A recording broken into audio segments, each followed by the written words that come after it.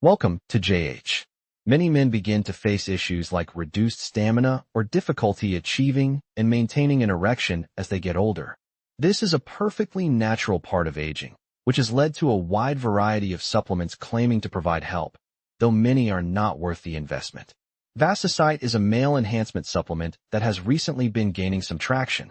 It utilizes a formula of natural ingredients such as L-arginine, L-citrulline, oat extract, and maca root. These specific components are intended to support healthy blood flow and improve overall sexual performance.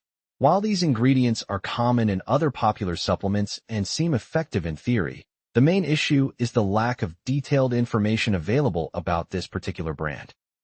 Currently, the product has about 588 reviews on Amazon with a middle-of-the-road rating of 3.7 out of 5 stars. This indicates that while people are buying the product and it isn't being completely dismissed, it isn't exactly exceeding expectations for most users. I wouldn't label it a scam, but you should definitely proceed with caution. If you are considering trying it, it is wise to consult your doctor first and stay vigilant against aggressive marketing or automatic subscription traps. Maintain a level of skepticism, as the results for supplements like this can be very hit or miss depending on the individual.